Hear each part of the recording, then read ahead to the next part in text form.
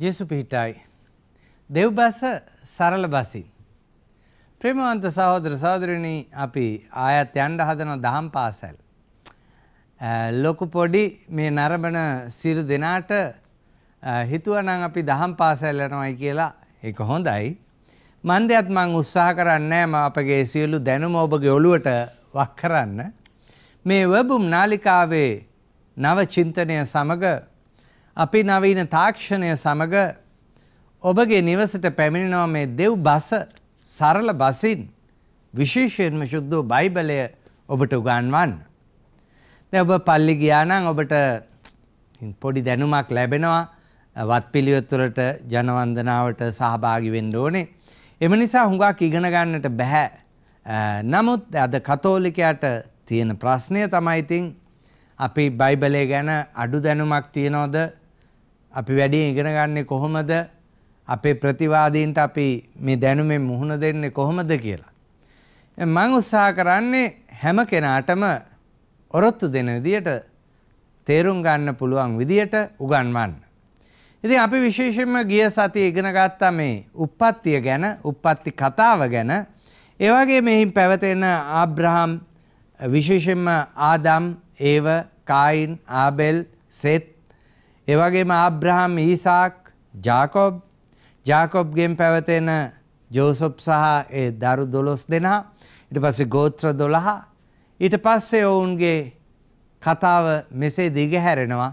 ඒ ගෝත්‍ර 12 විශේෂයෙන්ම දරුවෝ වහලුන් හැටියට ගෙනාවා ඊජිප්තු දේශයට පාරාවෝ රජතුමන් යටදී. මේදී මේ දරුවෝ 12 දෙනාගේ එක දරුවෙක් වන ජෝසප්ගේ ලක් එක හෙවත් ඔහුගේ වාසනාව පෑදුනා. ඔහු පාරාවෝ රජුගේ ප්‍රබල සෙන්පතියෙක්, නිලධරයෙක් බවට පත් වෙලා ඊජිප්තු දේශයේ බලය නතු කරගන්නවා. ඊට පස්සේ ඔහුගේ සහෝදරයෝ 11 දෙනා පැමිණිලා ඔවුන් මෙහි වැඩි වර්ධනය වෙමින් ඊජිප්තු දේශයේ ජීවත් වෙනවා. ජීවත් වෙන ඒ කාලයේදී තමයි ඔවුන්ගේ පරම්පරාව වර්ධනය වෙන්න ගන්නෙ. ඊශ්‍රායෙල් මෝසෙස්ගේ දේව ජනතාව කියලා ජනතාවක් වහලුන් ලෙස ඊජිප්තුවේ වහලුන් ලෙස තමයි ජීවිතය ආරම්භ කළේ. ඒ ඔවුන්ගේ දෙවියන් වහන්සේ මෝසෙස්ගේ දෙවියන් වහන්සේ, ආබ්‍රහම්ගේ දෙවියන් වහන්සේ ඔවුන් මෙසේ ඊජිප්තු දේශයේ වහල් බවින් මුදාගෙන නව පොරොන්දු දේශයකට ගේන කතාව හෙවත් නික්ම යාමේ කතාව. එක්සොඩස් කියලා කියන නික්ම යනවා. වහල් බවින් නිවහල් බවට ඊජිප්තුවෙන් ඔවුන්ගේම දේශයකට නික්ම යාමේ කතාව, නික්ම යාමේ ගමන තමයි ඊළඟ දෙවනි පොතෙන් සඳහන් වෙන්නේ මේ නික්ම යාම කියලා.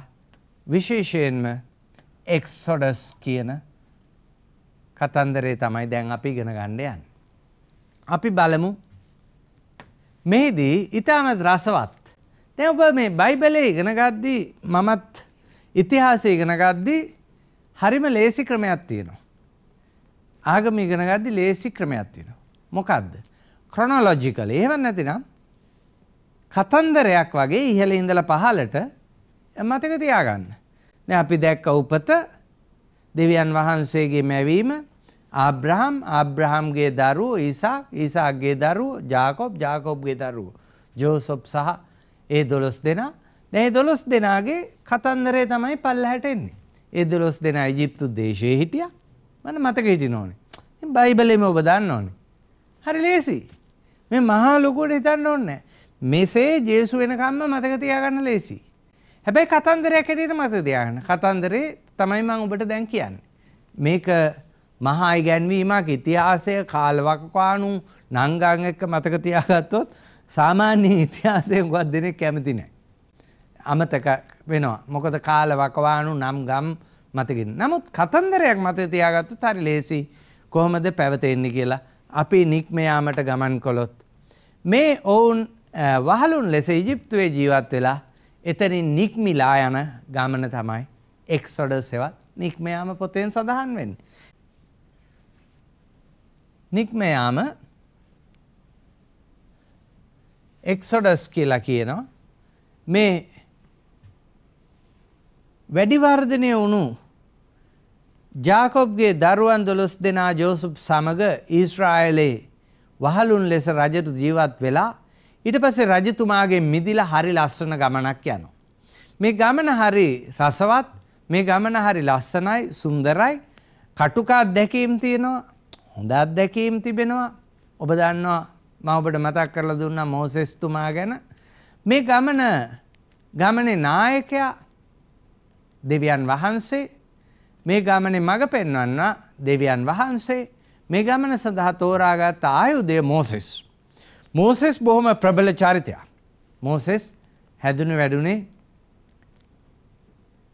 ලස්සන කතන්දරයක් තියෙනවා මෝසෙස් ඉපදුන හැටි.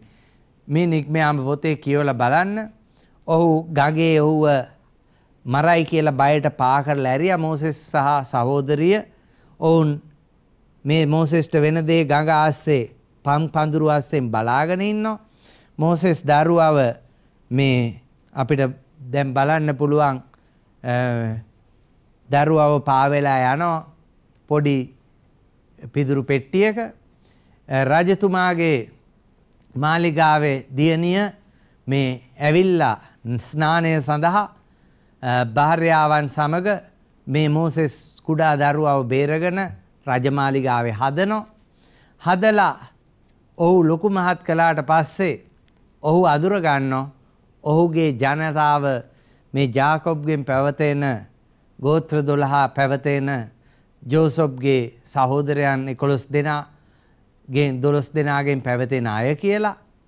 ඒකින්ද මෝසෙස් ඒ අයගේ පැත්ත අරගෙන ඒ අතරේ දෙවියන් වහන්සේ මෝසෙස්ට අඬ ගහනවා මේ ජනතාව ගලවගෙන රතු මුහුදෙන් ඈතර වෙලා වෙනත් දේශයකට, ඔවුන්ගේම දේශයකට, පොරොන්දු දේශයකට යන්න. හරි ලස්සන කතන්දරයක්. මෝසෙස්ගේ ක්‍රියාවලියේ පළවෙනිම දේ තමයි මෝසෙස් මේ ඔවුන්ව ගලවා ගැනීම සඳහා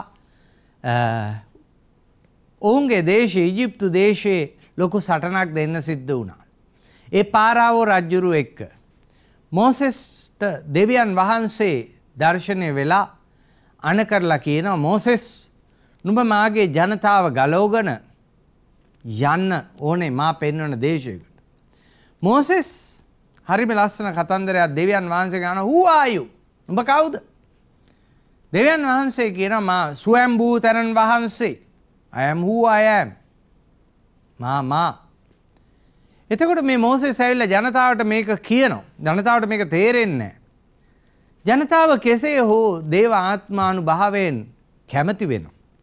ජනතාව මෝසෙස් එක්ක නිවහල් ජේසේකට යන්න කැමති වුණත් බාධා ගොඩයි. පළවෙනි බාධාව පාරාවෝ රජතුමා. රජතුමා ඔවුන්ට යන්න අවසර දෙන්නේ නැහැ. මොකද වැඩ කරන්න වහල්ලු නැතුව යනවා. ඉතින් රජතුමා මොකද කරන්නේ? හිත වෙනස් කර ගන්නවා විටින් විට. දෙවියන් වහන්සේ ඒ අතරේ රජතුමාට පාඩමක් උගන්වනවා පාරාවට මාගේ ජනතාව අරින්න කියලා වසංගතේ වෙනවා. රජතුමා ඒ වසංගත වලින් හිත වෙනස් කරගත්තත් ආයෙමත් හිතනවා නෑ මේ අයට යන්න දෙන්නේ නැහැයි කියලා. ඊට පස්සේ මේ මෝසෙස් තුමා මේ ජනතාව කොහොම හරි එකතු කරගෙන පැනලා යන්න යද්දී රජතුමා නැවතත් සිත වෙනස් වෙනවා පාරාවෝගේ. පාරාවෝ මොකද කරන්නේ? අසුරු කණ්ඩායම් සියලු දෙනා එක්ක මෝසෙස් වෙලෝගෙන යනවා. මෝසෙස්ගේ ජනතාව වෙලෝගෙන යනවා ආය අල්ල ගන්න. මෝසෙස් ඉදිරියට ඉස්සරහට ගියත් ප්‍රේමවන්ත සහෝදර සහෝදරිනි ලොකු බාධාවක් එනවා. ඒ බාධාව මොකද්ද? රතු මුහුදේ. මේ මුහුදෙන් රෙඩ් සී එතර වෙන්න ඕනේ ඊජිප්තු දේශයෙන් කානාන් දේශයට. කොහොමද මුහුදකින් එතර වෙන්නේ? එතන ඔබ අහලා තියෙනවා Moses and the Red Sea ලස්සන චිත්‍රපටයක් තියෙනවා බලන්න. මෝසෙස් කොහොමද ඔබට දැන් දකින්නට පුළුවන් මේ රතු මුහුද මැදින් කොහොමද රතු මුහුද දෙවියන් වහන්සේ විසින් දෙකට ජනතාව ඔබ දකිනවා යනවා මේ මැදින්. ගිහිල්ලා රතු මුහුදෙන් එතර වුණාට පස්සේ පිටිපස්සෙන් එන පාරාවෝගේ ජනතාව සොල්දාදු අසරුවෝ සියලු දෙනා මත නැවත මේ දෙබෑවුණු රතු මුහුද එකතු වෙලා වැහෙනවා.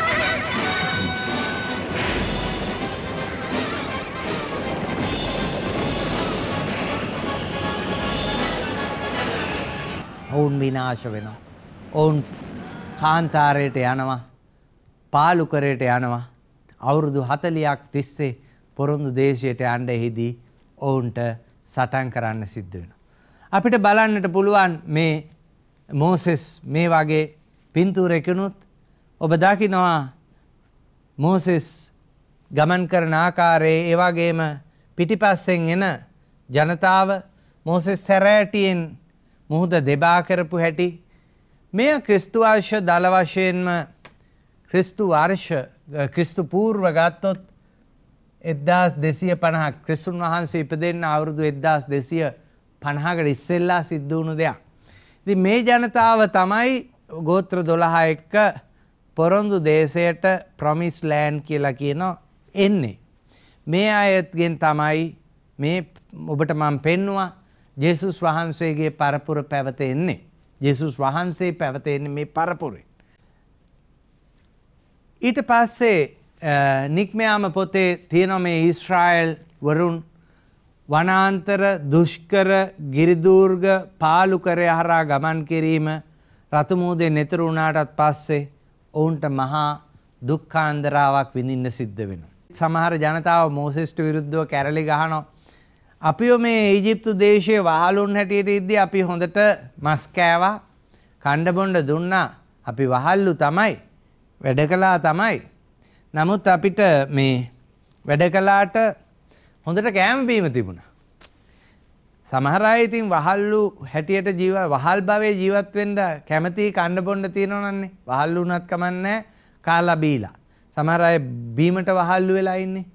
බිව්වහම වහල්ලු උණයි කියන දේත් අමතක වෙනවනේ. වහල් වෙනවා. ඉතින් මේ මිනිස්සුත් එහෙම කැරලි ගහුවා මෝසෙස්ට. වහල් වෙනවා.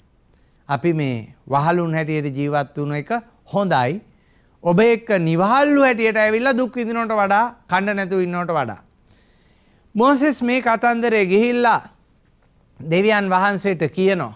මෝසෙස් ගිහිල්ලා කියනවා මේක හරියන්නේ නැහැ. මේ මිනිස්සු මට විරුද්ධව කැරලි ගහනවා කණ්ඩ නැහැයි කියලා.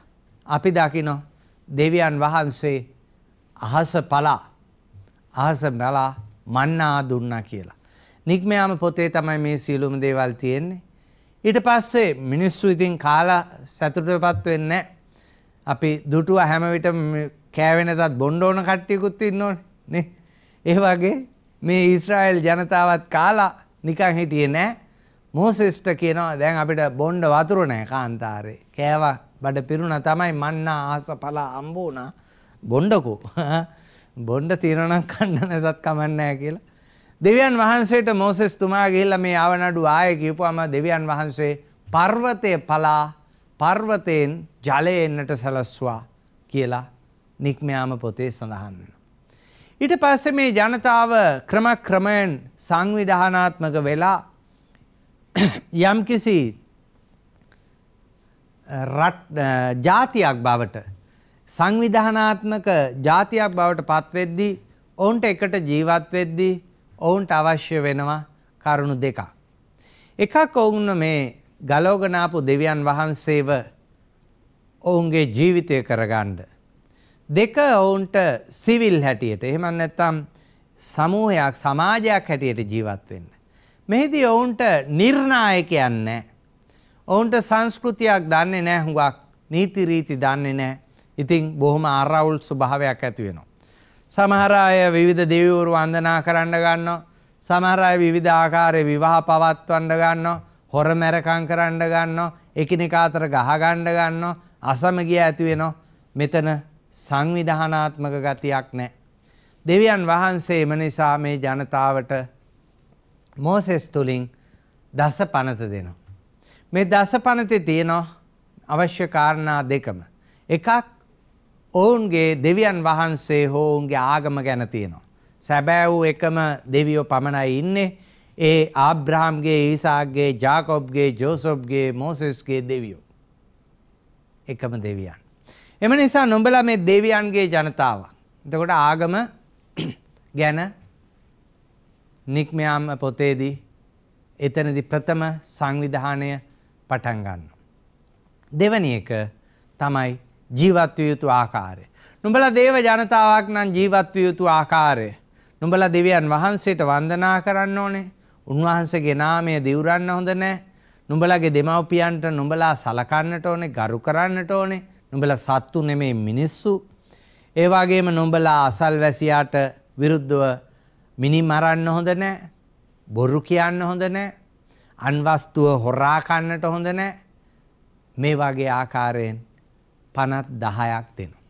මේ පනත් 10 තියෙනවා ජීවත් වීමට අවශ්‍ය සෑම නිර්ණායකයක්ම. එතකොට මීට පස්සේ මේ පනත් ඔවුන් ආරක්ෂා කරගෙන මේක පෙට්ටියකට දාගෙන මේ ආරක්ෂා කරගෙන ඔවුන් මේ පනත් සමග තමයි මෝසෙස්ගේ ව්‍යවස්ථාව කියලාත් කියනවා. එහෙම නැත්නම් දස පනත කියලා. මෙය ක්‍රිස්තු පූර්ව 1210 අතර කාලයේදී මෝසෙස්ට සීනායි කන්දේදී දෙවියන් වහන්සේ විසින් දුන් බව අපි දකිනවා. අපි හැම කෙනෙක්ම දස පනත පොඩි කාලේ පාඩම් කරනවා, කටපාඩම් කරනවා. ප්‍රේමවන්ත සහෝදර සහෝදරිනි, මෝසෙස්ගේ පස්සේ මෝසෙස්ගේ ජනතාවට තවදුරටත් අවශ්‍ය වෙනවා මඟ පෙන්වීම. ඒ මඟ පෙන්වීම සඳහා මේ ආගමික පනත් වත්පිළිවෙත් ගාක් තියෙනවා. විශේෂයෙන්ම මෙහිදී දේව වන්දනාවට මුල් තැනක් දෙනවා. ඒ වගේම දේව වන්දනාව කරන පූජක පරපුරක් පැවතෙනවා. ඒ සඳහා තමයි මේ ලෙවි ව්‍යවස්ථාව ලියවනු ලබන්නේ. ලෙවි ව්‍යවස්ථාවේදී හුඟක් දක්නට ලැබෙන්නේම නිසා ප්‍රේමවන්ත සහෝදර සහෝදරිනි, පූජකයන් සඳහා මෝසෙස්ගේ අනපනත්. පූජකයෝ දැන් වර්තමානයේත් අපිත් පූජකයෝ අපි දකින සුද්ධෝ සභාවේ තියෙනවා කැනන් ලෝ කියලා අනපනත්. ඒ අනපනත් අනුව අපි ජීවත් වෙන්නට ඕනේ. ඉතින් වර්තමානයේ විතර නෙමෙයි අවුරුදු 1200කට 300කට කලින් ක්‍රිස්තුන් වහන්සේ ඉපදෙන්න, ඒ කියන්නේ දැන් ඉඳලා අවුරුදු 3000කට කලිනුත් පූජක පරම්පරාවක් හිටියා. පූජක පරම්පරාවට අවශ්‍ය විශේෂ ඇඳුම් පැළඳුම් ඒ වගේම ඒට ආවේනික වූ සම්ප්‍රදායක් තිබුණා. ඒ වගේම ඔවුන්ට ආවේනික අනපනත් තිබුණා. එතකොට මේ අනපනත් තමයි ලේවි ව්‍යවස්ථාවෙන් ඔවුන් පූජකයන් වෙන්නේ කොහොමද, පූජකයන් වෙලා ඉන්නේ කොහොමද, ඔවුන් පඬුරු ඔප්පු කරන්නේ කොහොමද, අල්තාරය පවත්වාගෙන යන්නේ කොහොමද, දේව වන්දනාව සුවඳ දුම් අල්ලන්නේ කොහොමද, ඒ සියල්ලම ලේවි ව්‍යවස්ථාවේ දක්නට ලැබෙනවා. ඊළඟ කතාව තමයි නම්බර්ස් හෙවත් ගණන් කතාව. ගණන් කතාව කියන්නේ ගණන් දාන කතාව නෙමෙයි. දැන් සමහර අය හිතනවා ගණන් කතාව කියන්නේ ගණන් කාර්යයේ කතාව. එහෙම නැත්නම් ගණන් මැතමැටික්ස් ඇරිත්මැටික්ස් වෙන්න පුළුවන්. සමහර අය හිතනවා ඒ වගේම මේ ගණන් කතාව කියපුවම මෙහිදී මොනවා හරි ගණන් හිලව් ගැන ඇති කියලා නෑ. ගණන් කතාව හැදෙන්නේ මෙහෙමයි. නම්බර්ස් කියලා අපි කියන්නේ මෝසෙස් ජනතාව සංගරණයක් කළ ආකාරය දෙවරක් සඳහන් වෙනවා පොරොන්දු දේශයට ඇතුල් වීමට සූදානමක් වශයෙන්. මෝසෙස් සංගරණයක් ගන්නවා ජනතාව පොරොන්දු දේශය බලාගෙන ජොර්දාන් ගඟෙන් මෙහා පැත්තේ ඉඳලා ඇතුල් වෙන්න ඉස්සෙල්ලා. ඉතින් එම නිසා ගණන් කරපු නිසා සංගරණය කළ නිසායට නම්බර්ස් හෙවත් ගණන් කතාව කියලා හඳුන්වනු ලබනවා. ඊට පස්සේ අපි බොහෝ විට ද්විතීය නීති සංග්‍රහය හෙවත් දෙවන නීතිය අන්තිම පොත පංච පුස්තකයේ අපිට දක්න ලැබෙනවා. මේදී ප්‍රේමවන්ත සහෝදර සහෝදරියනි, එයත් වැදගත් වෙනවා. මේක මෝසෙස්ගේ ව්‍යවස්ථාවේ හුඟක් දැන් දසපනත දෙවියන් වහන්සේ දුන්නට දසපනත විවිධ ආකාරයෙන් විස්තර කරලා කෑලි වලට කඩලා අපි කියන බ්‍රේක් ඩවුන් විවිධ ආකාරයෙන් මේ නීති රීති සම්පාදනය වෙන්න ගන්නවා. මෙය බොහෝ විට මෝසෙස් විසින් දෙවන නීතිය හෙවත් කියලා හඳුන්වනු ලබනවා. මෙම පොතේ පරමාර්ථය වන්නේ හුඟක්ම ජුදා ජනතාවට නීතිය ප්‍රතිව්‍යුහය කිරීම. මෙහිදී ජුදා ජනතාව නීතිය ප්‍රතිව්‍යුහය කරනවා, නැවත සංවිධානය කරනවා. ඒ වගේම ඊශ්‍රායෙල් වරුන්ට දෙවියන් වහන්සේ දක්වන විශේෂ සැලකිල්ලත් ඉන් බලාපොරොත්තු වන දෙයක් මේ ද්විතීය නීති සංග්‍රහයේ දක්න ලැබෙනවා. දෙවියන් වහන්සේ විශේෂ සැලකිල්ලක් මේ නීති රීති වගේම නුඹලගෙන් විශේෂ ආකාරයෙන් අනිත් ජනතාව වටේ ගොඩාක් හිටියා. මේදී පාත්තිවරු, එතකොට පර්ෂියන්වරු, ඊජිප්තු ජනතාව, ඒ ජනතාවට වඩා වෙනස් ජනතාවක්. නුඹලගෙන් දෙවියන් වහන්සේ ඊට වඩා වෙනස් දෙයක්. දෙවියන් වහන්සේ විශේෂ දෙයක් දෙද්දී වෙනස් දෙයකුත් බලාපොරොත්තු වෙනවා කියලා.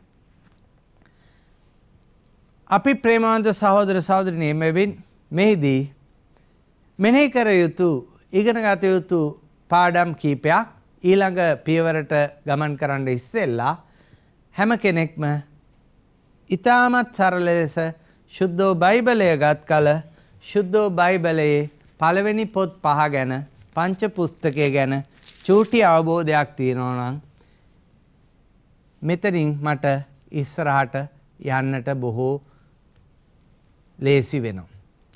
අපි දකිනවා මේ ටෝරා එහෙම නැත්නම් පෙන්ටටියුක් මේ පොත් 5 ගැන විස්තරය අපි දැනගත්තා. ජෙනසිස් උප්පත්ති කතාව, මෙහිදී උප්පත්තිය ගැන ආදම්, ඒව, කායින්, ආබෙල්, ඒ වගේම ආබ්‍රහම්, ඊසාක්, ජාකොබ්ගෙන් පැවතෙන දරුවන් 12 දෙනා, ජෝසප් මම ඔබට පෙන්වුවොතින් ඉතා වැදගත් වෙනවා මේ උප්පත්ති කතාවේ. මේ අය ගැන එතකොට මේ පරපුරෙන් පැවතෙන අපි දැක්කා දරුවන් 12 දැන් නික්ම යාම කතාවේදී මේ අය නික්මිලා පැමිණියා පොරොන්දු දේශය අභියසට. තාම පොරොන්දු දේශයට ඇතුළුනේ නැහැ. මේ පොරොන්දු දේශයට අභියසට පැමිණීම අපි දක්න ලැබෙනවා මෙතෙක් කළ කතාවේදී, මෙතෙක් කළ ඉගෙනීමේදී. මේ සම්බන්ධව ඔබට ප්‍රශ්න ඕනෙම එකක් තියෙනවා නම් වර්බුම් රූපවාහිනියට ඔබට ලිඛිතව එවන්නට පුළුවන්.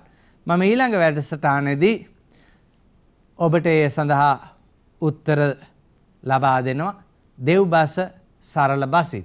එම නිසා ප්‍රේමවන්ත සහෝදර සහෝදරියනි, නික්ම යාමෙන් පස්සේ ලෙවි ව්‍යවස්ථාව, පූජක පැලැන්තිය ගැන ඒගොල්ලන්ගේ නීති රීති, ගණන් කතාව, මෝසෙස් සංගරණය කළ ආකාරය, පොරොන්දු දේශයට ඇතුල් වීමේ සූදානම, ඒ වගේම දෙවන නීතිය හෙවත් ඩියුට්‍රොනොමි කියන මේ පොත් 5 ගැන උප්පත්ති, නික්ම යාම, බයිබලයේ ප්‍රථම පොත් 5 ඒවා අඩංගු සන්දර්භය සරල කතන්දරයක් ආකාරයෙන් ඔබට දැනගන්නට පුළුවන්.